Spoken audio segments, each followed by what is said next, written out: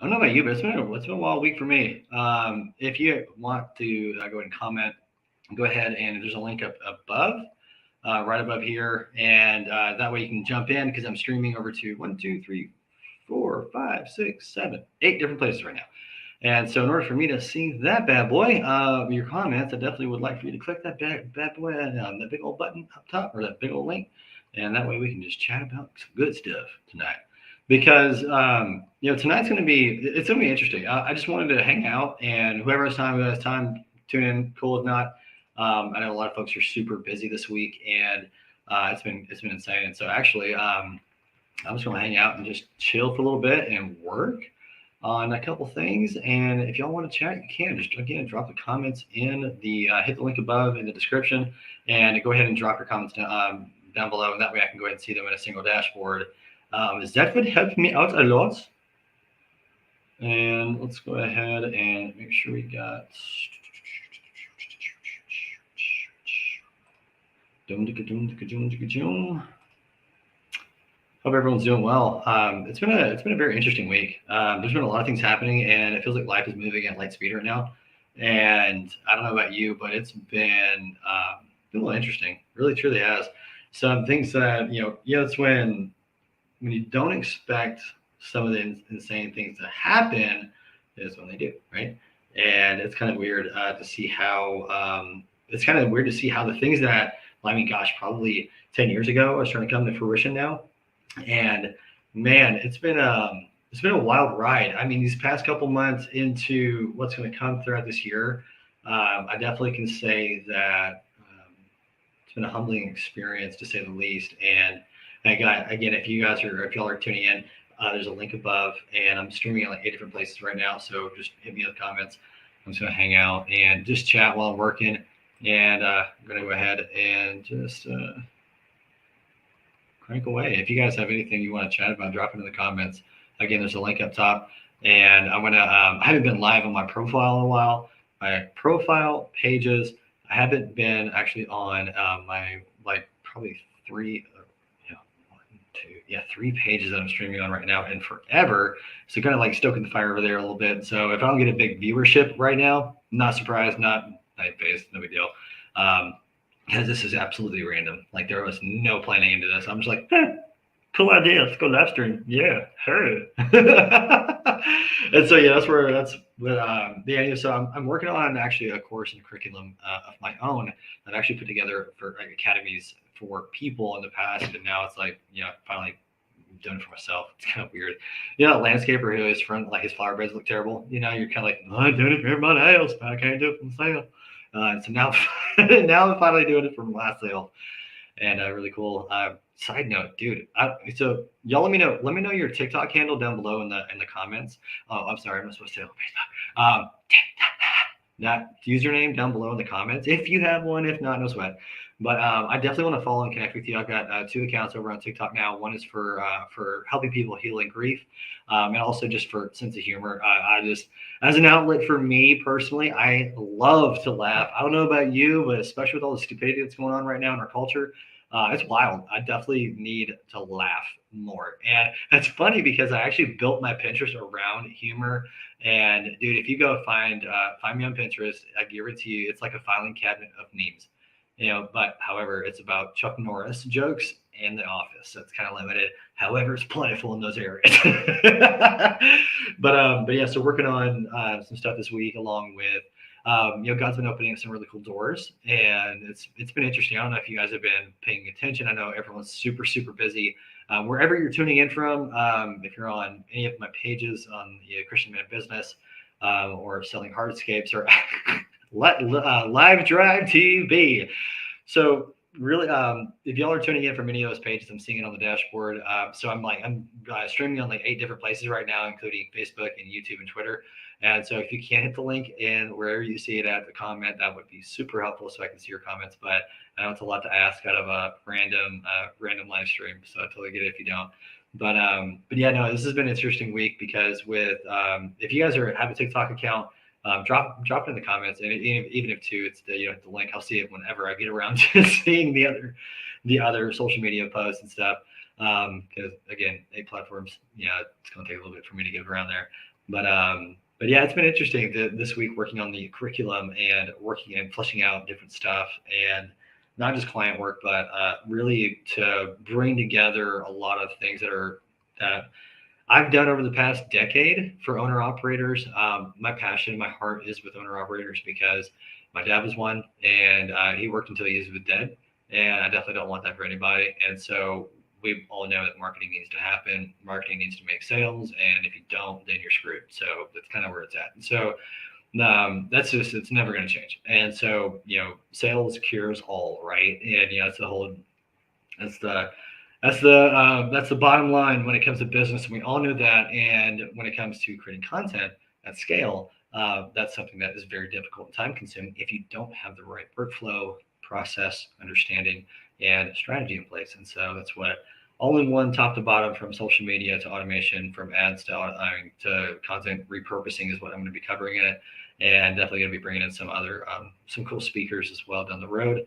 But it's going to be going on pre-sale come next week, and it's going to help literally everything from what I have done for literally 10 years. So if that's something you want to jump into, no sweat. But you're probably seeing this logo right here. This logo is something that for the mental health side of things, I'm doing the curriculum because I want to focus on this. I don't want to, with client work and stuff, I'm doing it here and there, but I want your attention on this right here. I don't care about the curriculum as much as I care about this, because at the end of the day, this logo means so much to me because this has taken me 10 years to defeat imposter syndrome. Okay. And I'll say this, it hasn't, I can look at it that way of saying I've taken 10 years to actually walk into my calling, my purpose, or I can say that I've been gathering puzzle pieces over the past 10 years and now it's the right season. And when it comes down to literally like what this whole entire logo means, it is grief and recovery community is what it is. Because for me, I know that there's a lot of people that are struggling, especially with COVID, or sorry, with Schmovid, sorry. Don't ban it, the social lords, but everything that's been going on the past 2 years has been it's time that really unpacking grieving and what it means, right, and being able to understand how to process grief in a healthy manner. Also, on the other side of that coin too, for all of y'all who are well-intending but annoying, and I'm not saying that to offend anybody. We all do that unintentionally.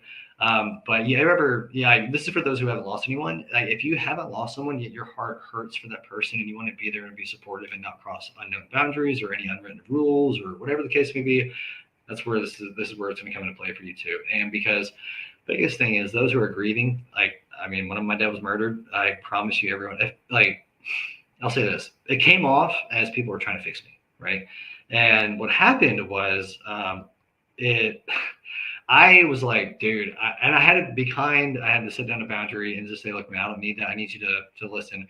Now, this is where people cross the line. And I'll say this to, just as a random tangent, but to when people cross the line is that whenever someone asks you not to do something and then you proceed to do it because you think what they need. Trust me when I say that those who are grieving know what they need. At the same time, you got to know how to read between the lines, and it's kind of a fine line, but majority of the time people just want presence.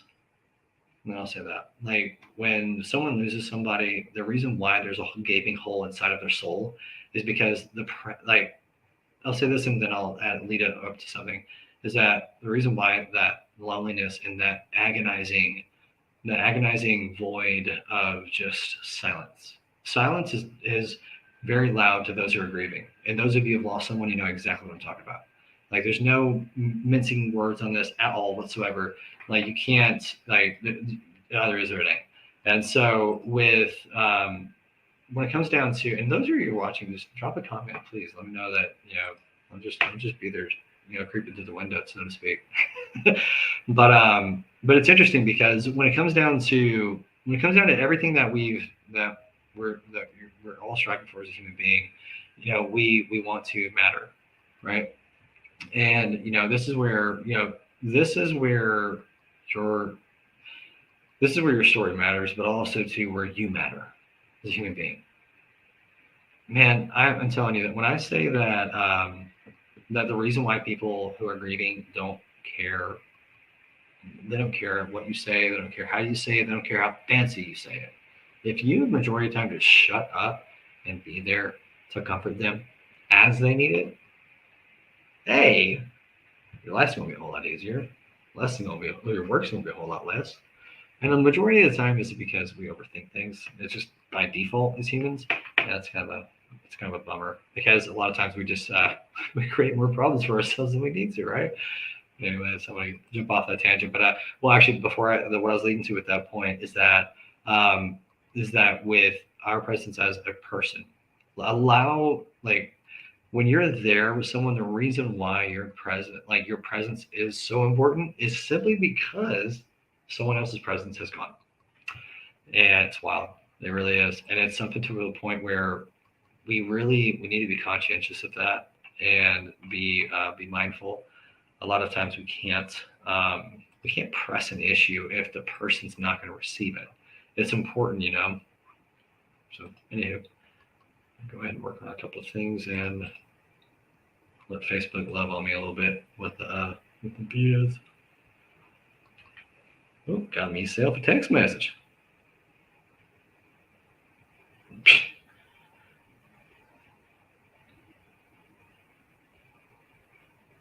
Go. Let's see.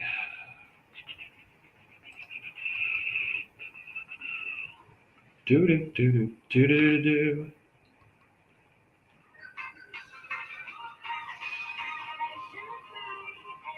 Thing is, like, I'm gonna play this music. I do not own the rights to this music, okay? And gotta make sure I say that because they're gonna be like, strike, ban, huh. I'm not gonna save the live stream anyway, so it doesn't matter. But yeah, bro. Oh yeah, speaking of which, let me take this guy.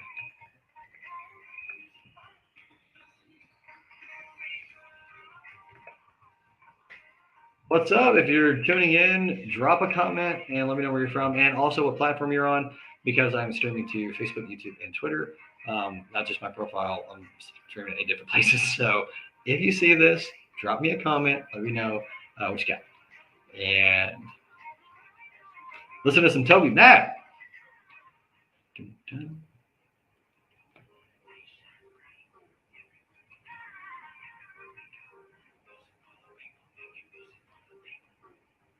Hey, making music for the people.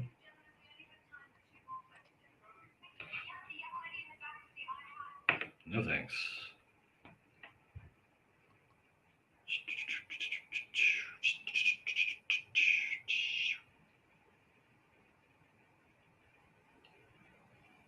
What? What's a new little nifty trick? So pull it up on my Spotify account, and next thing I know, I pull up in the Tadashi playlist that I've got. I just have it on a shuffle, and next thing I know, a little link at the bottom pops up for his merch. Like, how cool is that? So, anyways, I love taking notes of these different things of tech and like software platforms and different things of how they all connect together, talk together. Like, I've worked with a lot of people over the past 10 years, and I kid you not, like I always joke when I say I have two sides of my brain, and the creative side and the nerdy side, like the system side, and they both always clash. I'm like, you know. Anyone who can relate to that, please drop a comment. I know I'm not the only one. And I'm willing to bet that there's somebody that's going to tune in and see that. So, yeah, I'd love to know if there's a love-hate relationship that you have with technology. Oh, hey, there we go. Now I got some comments over on Facebook. Oh, yeah, Catherine says she's watching over on Twitter with a Facebook comment. Gotta love it. Oh gosh, hey Fran, how's it going? Yeah, and that's it. I'm over here. Like I'm working through a couple of things right now with. So I was making a curriculum throughout this week, and I ran into like one of the most aggravating tech problems ever. And it's not the kind of tech problem you want to run into when you're developing a course. Imagine getting through a course and trying out a new platform, got it all fleshed out, really excited, and then the darn thing doesn't work. You're like, ah! I mean, come on. Oh my Lanta, like give me a break. Lord have mercy. I told people I pray to Jesus, but I swear to Moses. But yeah, no, I'm just totally joking.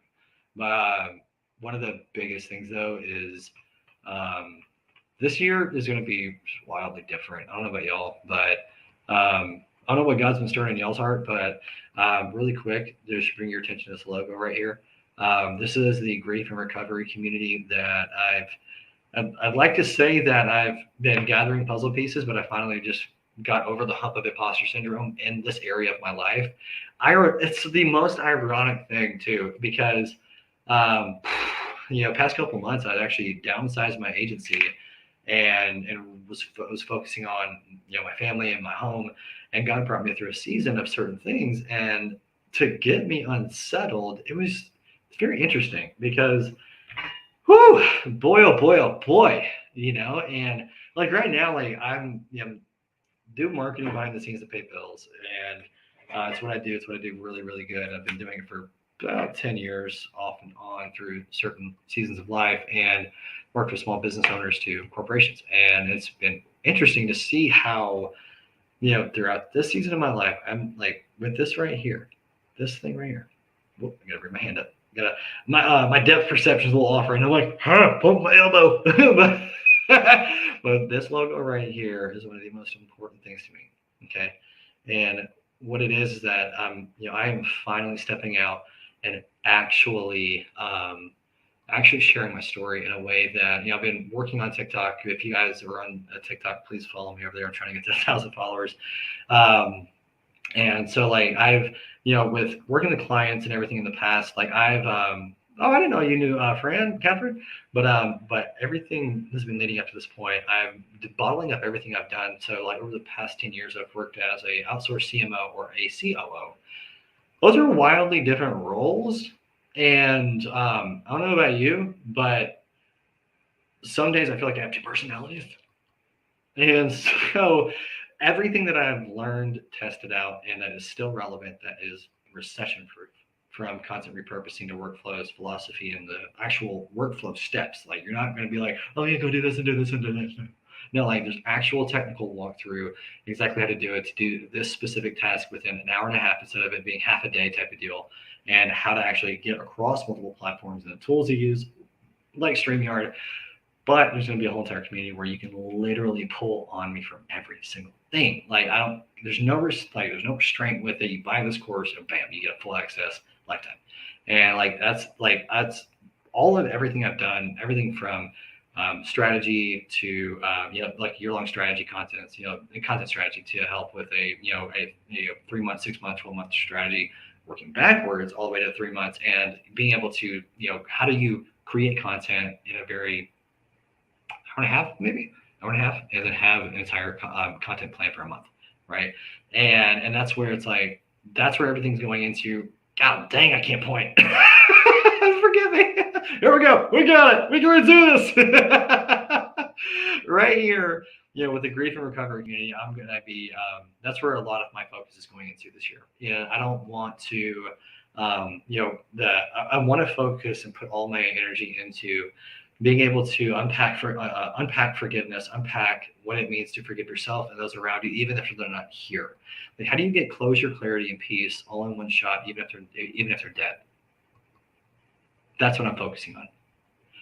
We're going to talk about suicide prevention. We're going to host workshops about forgiveness, like I did a couple years ago here in Huntsville, and and it's like, oh my gosh, and it's like, my heart is so heavy for those who are broken. My heart. And guys, if you're not on Facebook, on my profile, if you're somewhere else, if it's on any of the pages and YouTube or Twitter, hit the link above or below, wherever it's at, so that way when you comment, I can see it in my dashboard. Yeah, this way. I got it. But over here. Dang it! Over here. I can do it. It's over here. It's somewhere around this video. So hit the link and comment. But that's where my heart's at. It's been stirring even over the past couple of months. That's a part of the reason why I was downsizing everything, and I was actually about to close it all down. No lie.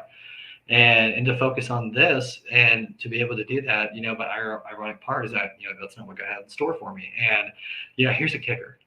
I love it when I misunderstand God, because even if it doesn't work out, still got something good in store for me. Right. And so when it comes down to, Bill Butler, boy, oh boy, man. Bill, would you ever saw this coming?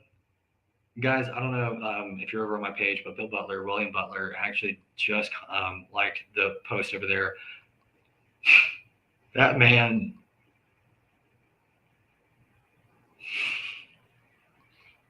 That man, I can't put it into words for how grateful I am for you, bro. I can't. Um, I don't mean to get emotional, guys. Like, y'all always hear me talk about how God's put father figures in my life, and how I wouldn't be here if it wasn't for them. That is one of them. That's one of those men, and that's part of him sowing seed into my life. And he's I don't know if he's still running the ministry or not, but it was every Saturday. I was in rehab, and it was him and one other man that was there that were pouring into me that I wouldn't be here if it wasn't for them. I flat out wouldn't be here if it wasn't for them. And I promise you, like when it comes down to relationships, and when it comes down to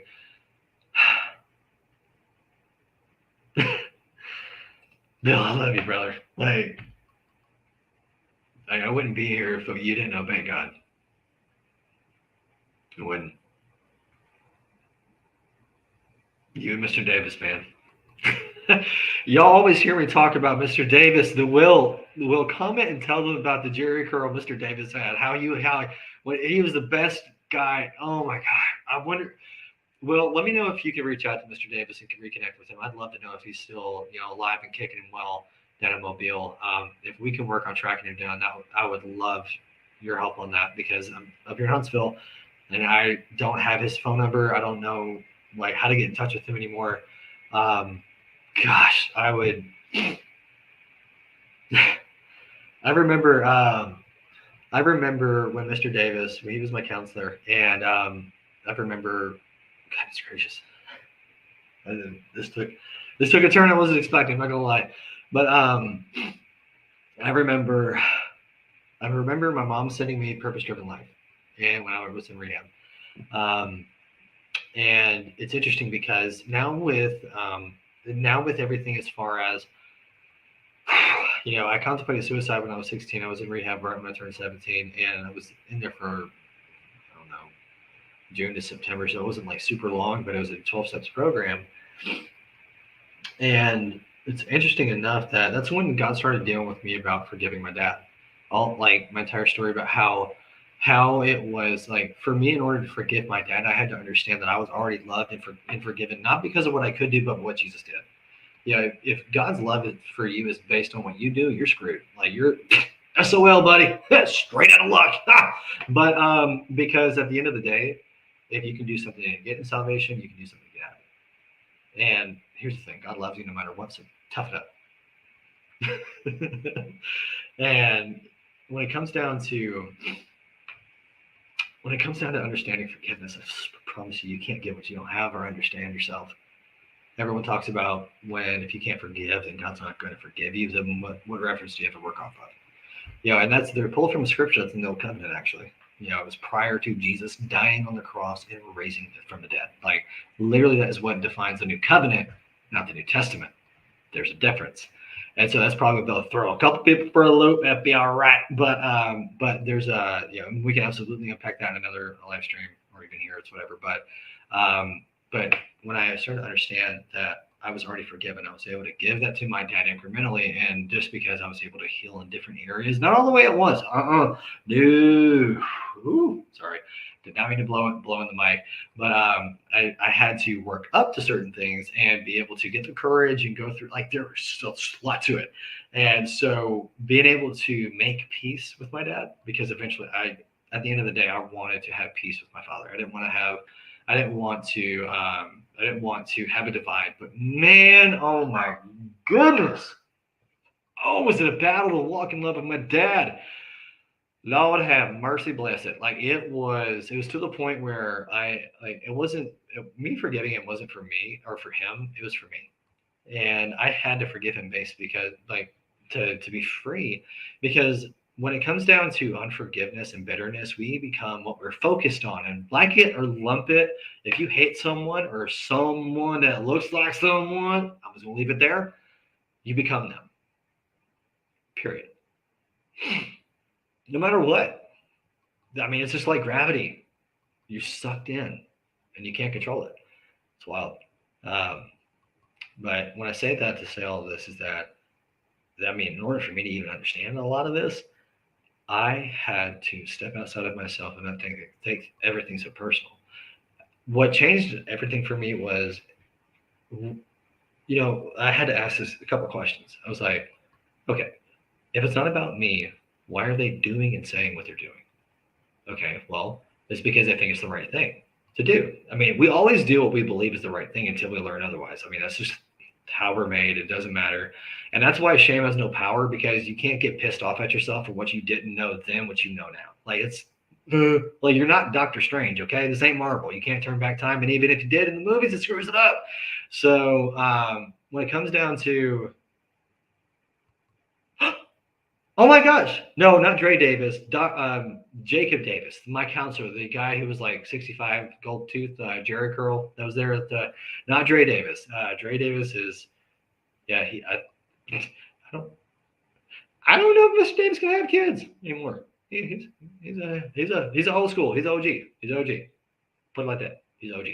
But anyway, so no, and sorry guys, if you're tuning in just now, I'm talking to William Butler. He's over. I'm streaming in 8 different places, and guys too, if you please share this out too, if you ever feel so up to it. But one of the biggest things was that with forgiving my dad, I had to realize that I was forgiven not because of what I did, but because of what someone else did. And wrapping my head around that felt illegal. It really did. Like, how can I be forgiven if I did not do anything and I just said okay? It feels like Christmas. It's surreal. Like, how can I how can I get that big of a good deal, right? Like, what in the blue blazes causes God to be in such a daggone good mood that He's not going to be pissed off at me for what I'm thinking about doing? Like, huh? And the irony is that that paradigm shift took me from blaming him and focusing inward on what I could do to control the situation, control my response. That's all I needed to do, is control my response. That's it. If I could control my response with my dad, he had nothing to work with. I learned not to feed the machine, right? Like, or sorry, not no, whatever works. But I learned not to feed the trolling, the nitpicking. I mean, for one, he and I had, oh Lord have mercy. My dad and I had cussing matches, and we kept score. Like, we called them loud conversations because they were so common. Like, bless him, bless Lord. Like, it was brutal, brutal. And goodness gracious, I remember hanging out with my dad, and I remember I'll never forget it. Like, I was so mad at my dad because he would just, I mean, for one, and I get this from him, I would interrupt him a lot or whatever, and he would do the same thing to me, and we would talk over each other and blah, blah. Like, I mean, just be at each other's throats. Like, oh, it was not kind. It was not kind at all. And every single time, because I knew my dad was an amateur at apologizing, even though he was 45.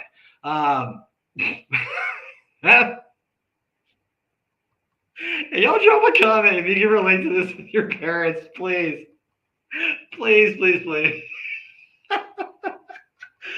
Because I'm over here arguing with God. He's like, call him back. He started it. How many of you have done that? Come on. Like, I know I'm not the only one. And oh my goodness gracious.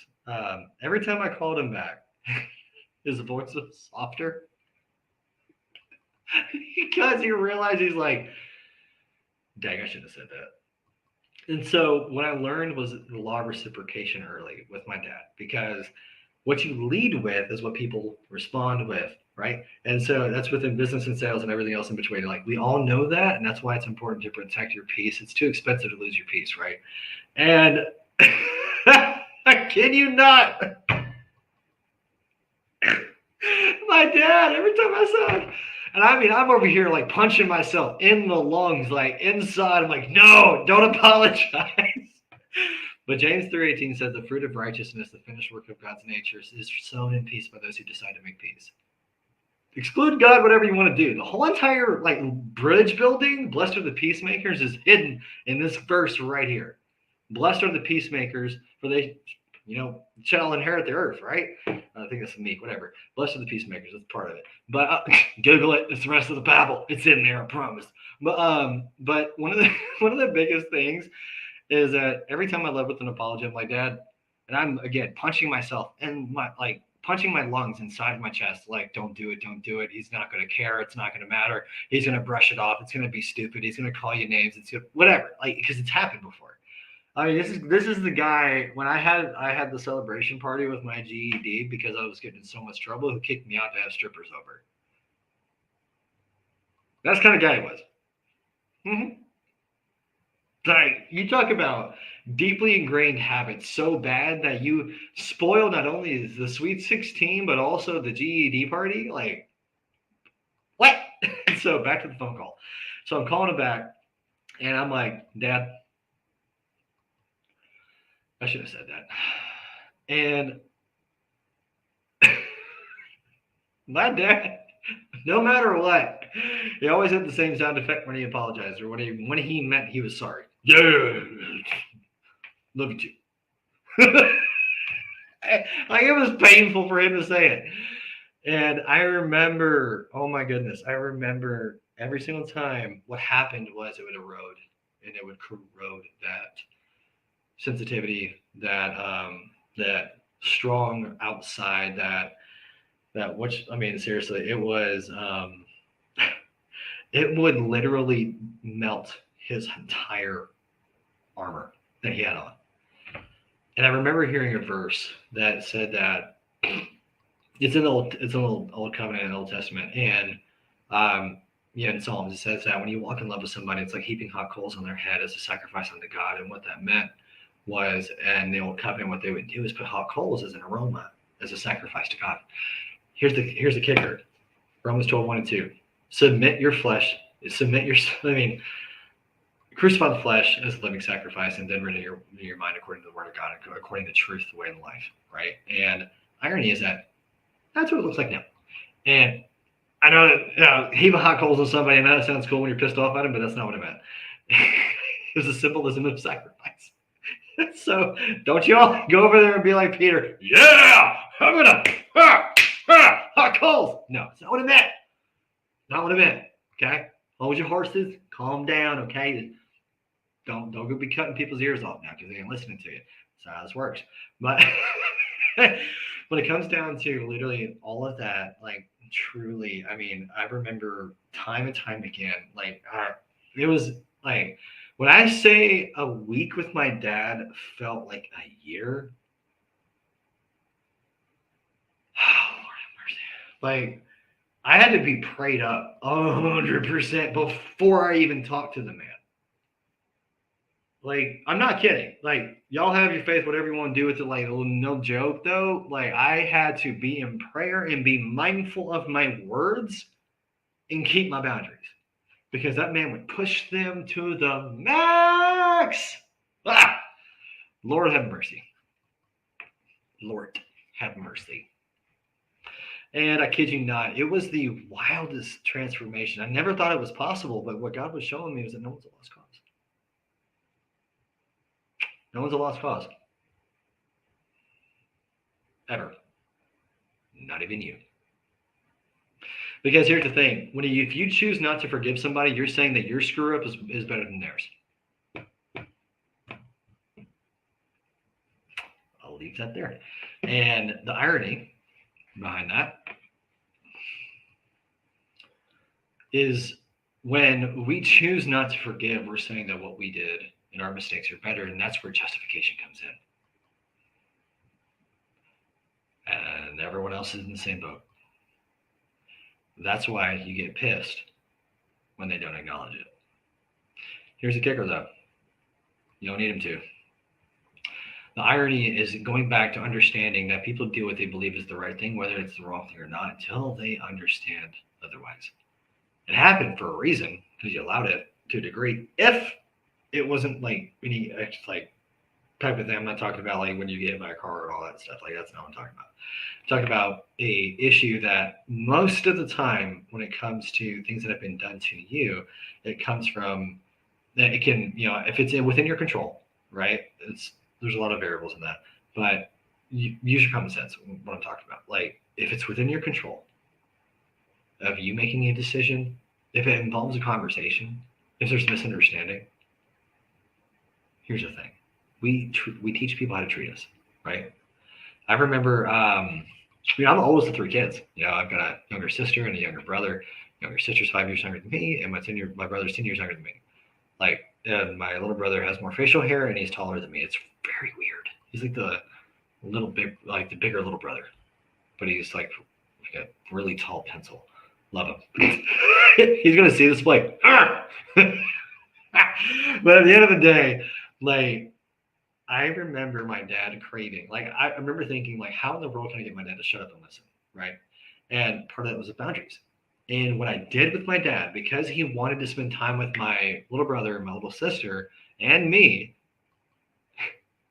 but not my mom, I was like, on one condition. And he said, "What's that? You don't talk trash about mom around the kids at all. Do you hear me?" I said it to him just like that. No shame, no regret, nothing whatsoever. You want to know what he did?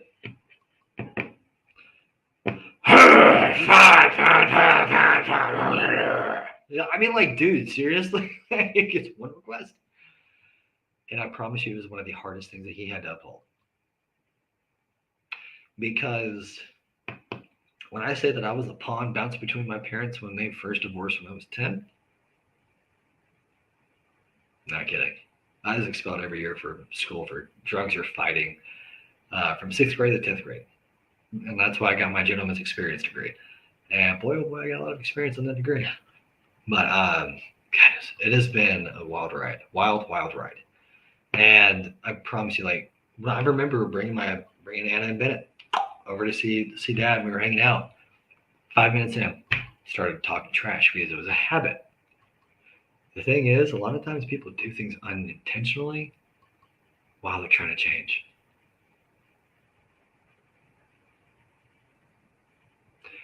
And guys, I had no script for this at all. This is just like literally we're just hanging out. So like, excuse me, I get a little bit of a runny nose, but didn't expect to hit on any of this, but it's totally fine. And I mean, when it comes down to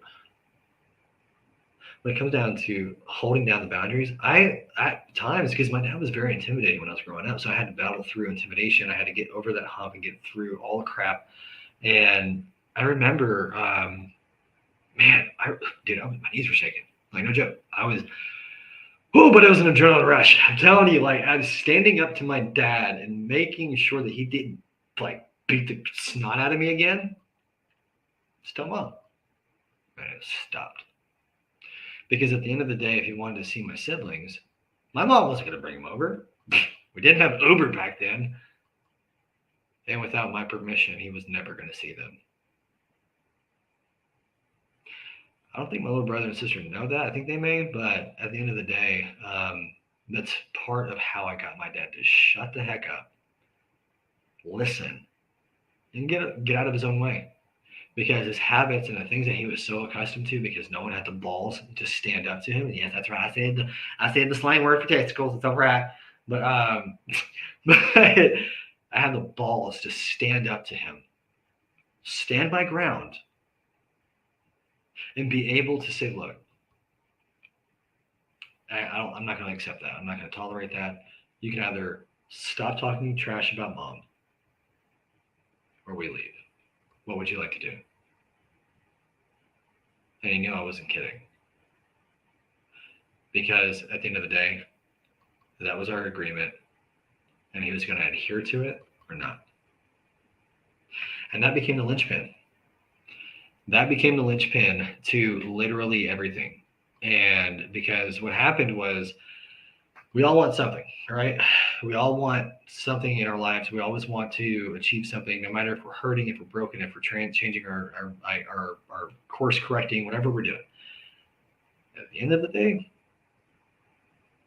we all want family, despite our history. And I'll tell you this: over 2 years, before my dad was killed, before he was murdered, I saw him on a Thursday night.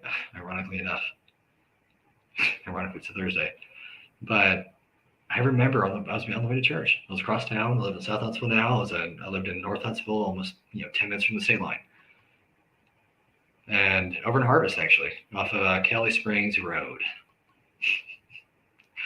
I have no idea what that area looks like anymore, but right there at the light, Wagonville subdivision is where my dad lived at, and that's where I went.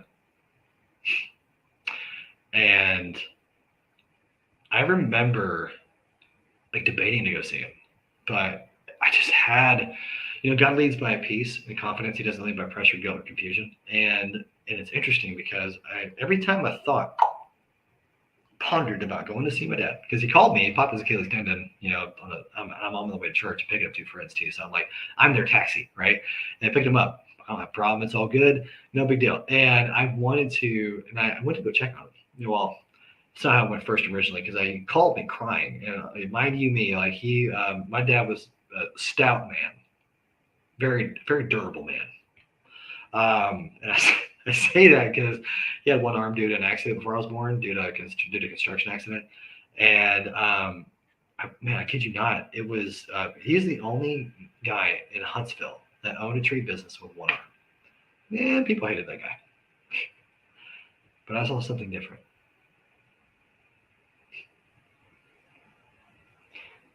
I saw what Jesus saw. I saw his heart, even though everyone else is getting hurt.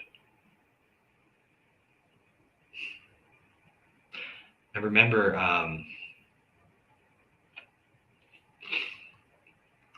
that night, he called me crying because he's popped his Achilles tendon, hurting bad.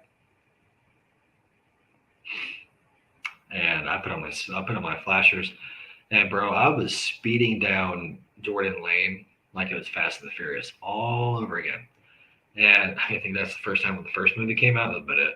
But man, Paul Walker though, bro, I'm telling you, he was killing it. But and he was just crushing it. But I put on my flashers, and I was going down Jordan Lane, and I was going so fast that I didn't care. The cops were going to follow me to my dad's house, and it's whatever, because I was rushing to his aid.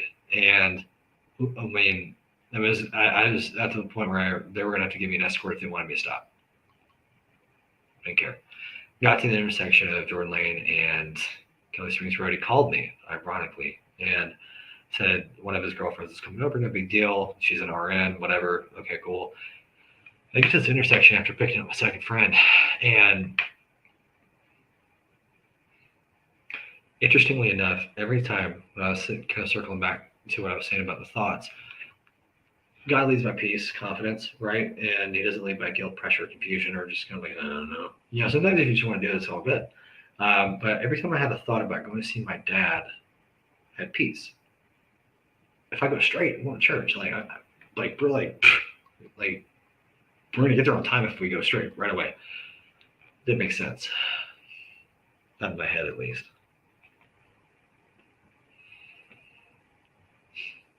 And so I know that leading, I know that unction, I know that gut feeling. Let's call it that. I know that gut feeling. And I remember when I called him back too. I told him, I was like, hey man, because I was giving him a heads up. I'm like, I don't want you.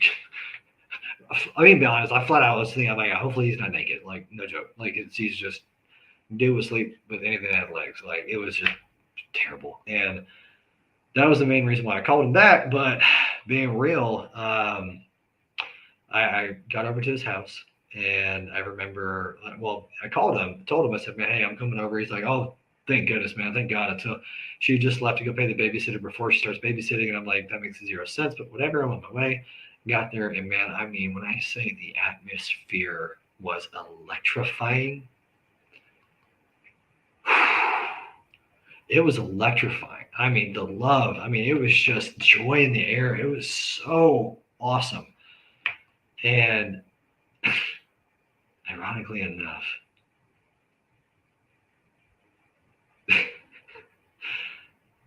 that night we were trash talking for like an hour straight. I mean, it was up to one side and down the other. It was so much fun. And I remember this look in my dad's eyes. I'll never forget it. Like, when you have been working so hard at something and you just in your gut you've done a good work and you've crossed the finish line.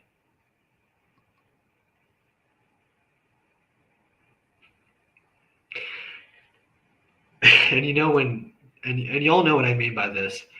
When an old head gives you that nod that you've done good.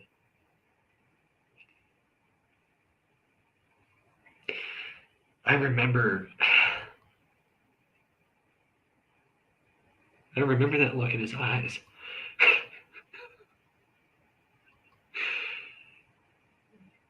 I told him I loved him like 8 times in the span of an hour. I don't know. I just felt compelled to do it. And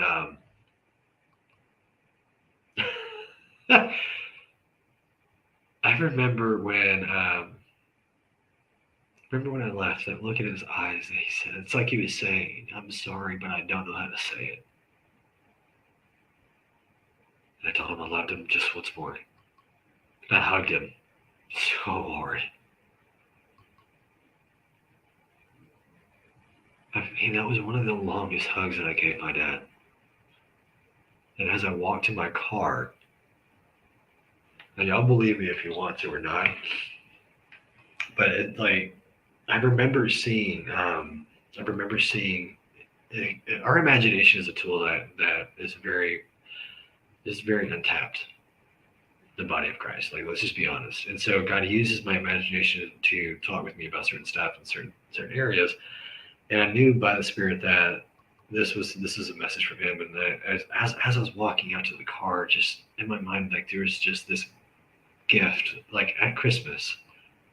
Like, and like, the animations, like say you're editing a video, right? And you have an animation of a ribbon being tied, right? And it's like if I could say that it was anything, it was like a gift. Everything that I've been working towards, everything I've been building, the walls and the structure of the box for the gift.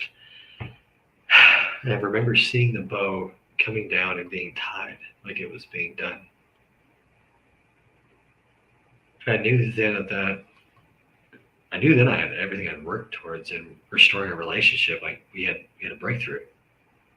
I knew it. And that's the Sunday afternoon is when we got the phone call. No, I think it was Monday morning. Sunday's when we left. Yeah, Sunday's when we left, and we spent the night over in a hotel, and as a halfway point, because driving from Alabama to Iowa was like 12 hours. And that's when we got the official phone call.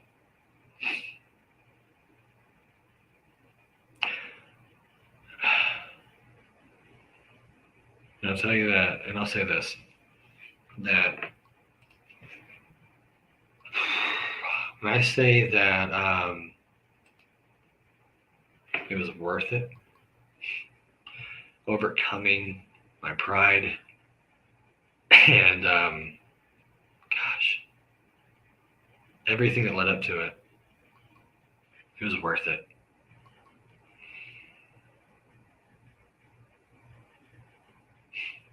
Absolutely worth it.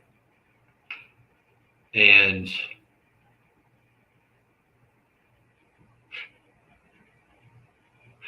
I'll say this, is that when it comes down to making that decision to make peace, when their presence is gone, you can't go back. I'm telling you from personal experience. Overcome your pride for the sake of the long game. Please.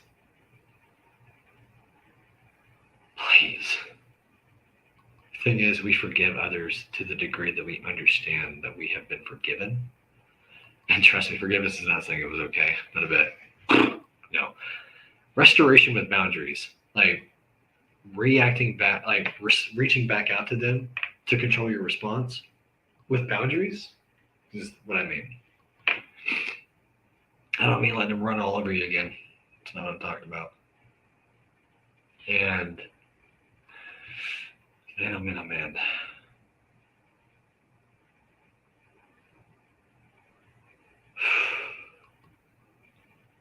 I'm just telling you, it's worth it. Forgiveness is incredibly challenging. But I'm telling you from personal experience, just by being living proof, I just encourage you to give it a shot. Can't force anyone to forgive. But I want to encourage you to give it a try. Consider it as an option. I know that putting up walls seems like protection. But anyone who looks like them, sounds like them, or that will even emulate them in any way, if it's a voice, mannerisms, body shape, it could be, so they could have a doppelganger. We all have 15 doppelgangers in the world that look like us. They could be different colors, sizes, heights, whatever. But if they have the same face as we do, like facial features, that can be a trigger too. And so what I'm saying is that forgiveness is very important, because if you don't let go and stop letting it affect your response, everyone who looks like them, sounds like them, or even reminds you of them in some way, form, or fashion, your walls go up and you could block yourself of a blessing. So please don't. Please don't. And when I say that a lot of people are going to, in their mind, I know that this is fine. It's totally fine. That it's going to be tough. It's going to be, it's not easy. It's definitely not a feeling. That's for darn sure. That's why in James 3:18 it said, peace is sown by those who decide to make it. Blessed are the peacemakers, right? This is why. This is literally why. Because if anyone in the world, in your future, in your entire life, reminds you of them, guess what? You're not going to listen. And what you did as a defense mechanism to them, you're going to do to everyone else.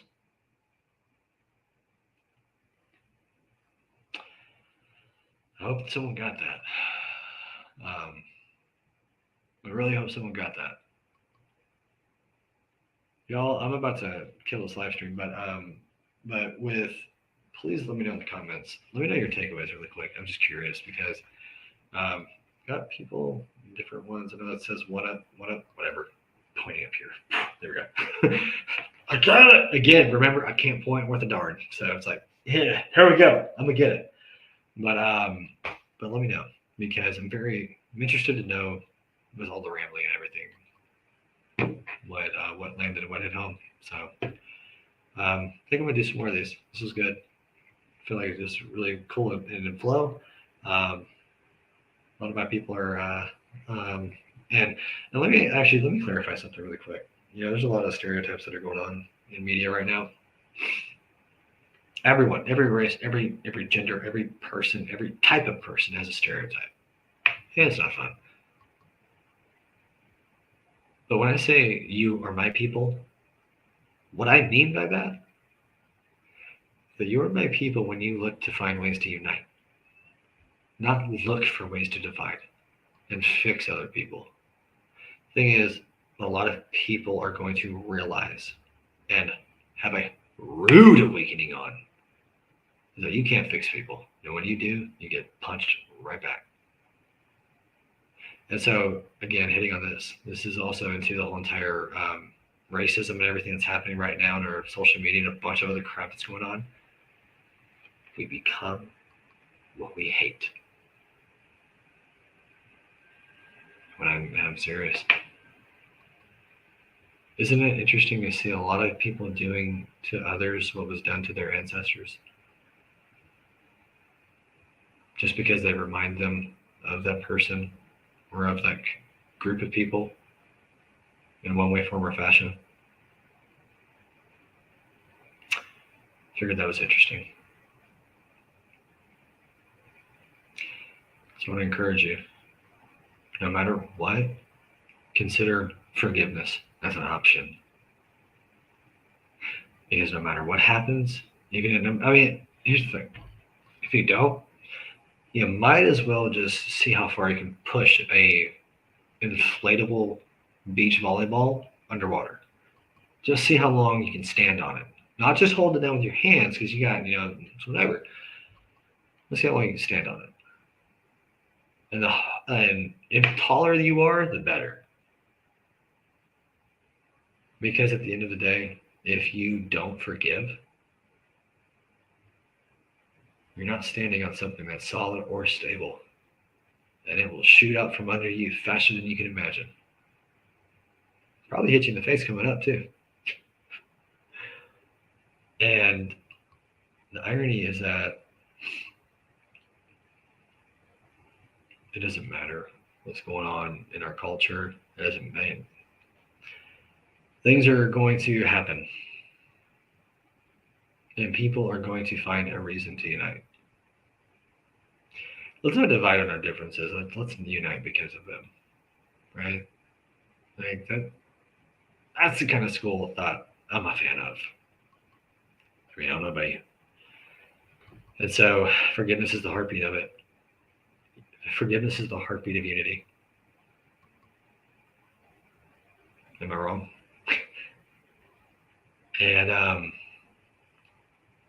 thought it was going to end this live stream, but I guess not. I feel like there's a lot of stuff that's going on right now, and right now, especially with all the insanity, all the craziness that's going on in the world. I mean, you have to have your head buried in the sand if you don't see all the stuff that's happening. And the irony is that forgiveness, boundaries, like it's interesting to see how those who do want to come together, they are, and those who don't want to, they just go to people who look like them. I mean, that's what bitterness does. And even too, it doesn't matter if you look like them. If there's some people when you're in bitterness, you feel safe when you're around people that don't remind you of that person. Did y'all catch that? If you're in bitterness, you're not. That's not. I mean, it could be anything. It doesn't matter like what's going on in today's culture. I'm just using it as an example because it's painstakingly obvious. But really think about it. Like, isn't it ironic that the more you focus on what that person did to you or whomever did what to whomever, you literally begin to hone in on it. Truth. And it sucks. Because all you want to do is not do what they did. But the trick of the devil is that if he can just get you focused on what they did wrong, guess where your focus is at? And the thing is, with our feelings, it's tough because at the same time, it's hard to let go. It's so hard. It's because not excusing it and then seeing them. Oh man, that is not easy. Not easy. Oh, especially when you have to be strong for a family. And I had to be that at times for my mom and for my siblings, even though I was getting into nonstop trouble and causing hell on earth for my mom. My mom was a freaking warrior. I gave her, I tormented that woman when I was, good Lord have mercy. Oh, I'm eternally grateful for her. But aren't all moms like warriors? Like seriously, like the ones that are present and the parents that are present. My kudos to y'all because like that's something that man, I am so grateful to have a parent that was sacrificing for me. And I'll tell you, when I came to my senses after my dad was putting me through like just all the crap, I realized what my mom did for me. Truly did. And when I tell you that I felt like trash when I realized what I put her through. Goodness gracious. It's part of the reason why I contemplated suicide. Yeah, it was not easy. And golly, it was definitely difficult to overcome that and to look at finally. I mean, like it was like a veil was just ripped from my eyes. I could see better. It was like having really dark tinted sunglasses on. You could barely see anything, right? And you're like, everyone's like, wondering what's your issues and why are you wearing sunglasses inside, right? And telling you that when I decided to take a stand and realize, like, actually, because here's the thing, it's not always easy to apply what you realize that you know you need to do better. Because at the end of the day, you have gotten to a place where you're either in so much pain you want to change, but also too you're afraid of what other people are going to think. I'm telling you, like that's the this flip side of community is peer pressure, right? The evil twin of community is peer pressure. Community and connection is meant to build you up, equip you, and encourage you, right? And create connection for the sake of building you up and encouraging you and equipping you, right? And so then you have peer pressure when it comes to saying they want to build you up to tear you down. They want to equip you so that way they can take from you. They want to talk and they want to flatter you and tell you what you think you need to hear to get you to do their bidding. Wildly two different things, right? Okay. And so with all of that being said, oh goodness gracious, like it's an interesting world we live in, you know, and the best and worst thing about saving up. No, I was just as Folgers in your cup. But now, jokes aside, the best and worst thing about life, people. Can't do it without them, but you got to be careful about who you let around. Like freaking headaches, right? Anywho, yeah, it's that old saying: you can't enjoy intimacy without running the risk of being hurt. What's helped me not take a lot of things personal is first saying, "Hey, what do you mean by that?" Asking that simple question. Hey, real quick, when you said blah, blah, blah, blah, blah, did you mean blah, blah, blah, blah, blah, right? And it's interesting because when they can reiterate back to you what they meant, a lot of times it's not what you heard because you could have a bunch of things rushing through your mind. And then that's when you can establish what they actually meant and said, and then decide on your response from there.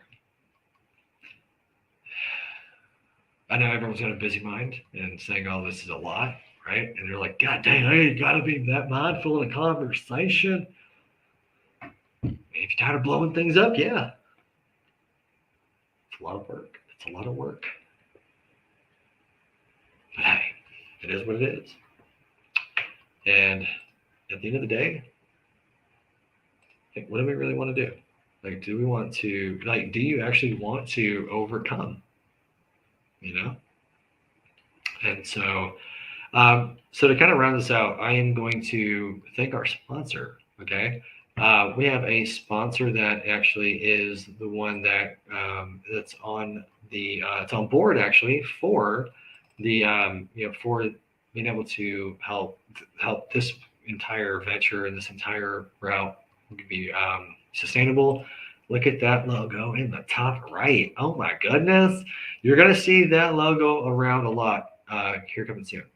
So this up here, I gotta get better at pointing. I'm sorry. Like I'm over here like like the like the whole entire sound effect on TikTok. This logo right here, content repurposing for owner and operators. You started your business for a reason, right? And it wasn't to be attached to it all the time. There's a saying that they have in South America that where I love, and it's people in South America, they don't live to work, they work to live. You and I both know that's why you started it. You started your business to be present with your family, not to be attached to it and codependent on it, or it to be codependent on you. When we go back to boundaries and relationships and stuff, putting boundaries for yourself in the form of systems and processes and being able to even to have everything that you need to do for social media and all that jazz. Like this video right here, you best believe that I'm gonna be cutting this bad boy up into so many different highlights. There were so many different things that no one saw in this whole entire live stream that it was straight gold. Like I'm over here just flowing, and I promise you that. And I'm not saying that to be cocky. I'm just saying that because, look, I mean, we got like two viewers right now. It's okay, because here's the thing: it doesn't matter if it's just one person. It's worth it. And so I'm gonna end this entire content repurposing for owners and operators. This is going to go on pre-sale for next week. That's the goal at least. Tentative date is going to go on pre-sale next week, end of next week. And if you are up for it, just shoot me a message. I mean, it's whatever. Then we'll get you in on it and be able to get you go through this entire program top to bottom. And I mean, seriously, there's going to be a community with it. And so this is what's sponsoring this entire live stream. And so if you want to get on the entire course, like curriculum for everything from creative to ads, I mean, everything from creating content to repurposing it to creating ads like Google local service ads, I mean, the whole 9 yards. Like this is something that you are not going to be able to go through in 5 days. You are going to more likely going to go through this in 5 months, because at the end of the day, it's all going to be frustrating.